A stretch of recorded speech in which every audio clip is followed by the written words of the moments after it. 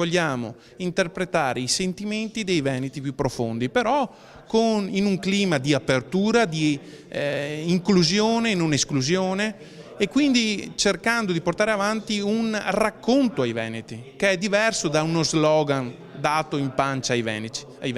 Noi dobbiamo ritornare a essere nazional-popolari per distinguerci dai nazional-populisti. Il PD Veneto riparte dall'essere ancora più veneto. Nella sede regionale di Padova annuncia un nuovo coordinamento che terrà costantemente in contatto il partito con gli eletti veneti sia a livello locale che nazionale. I parlamentari mi hanno dato questo incarico di coordinare il gruppo e quindi su questo noi faremo delle riunioni periodiche con il segretario, con il capogruppo in regione Fracasso e con i nostri amministratori. Nella scorsa legislatura sono stati commessi diversi errori, ammettono nel PD, sostenendo anche come però nel 2011 il paese fosse molto più in crisi e in complesso l'attività di 5 anni di governo sia stata positiva. I governi del PD hanno consentito di uscire dal baratro, hanno messo in sicurezza il bilancio del paese e hanno consentito l'inizio della crescita.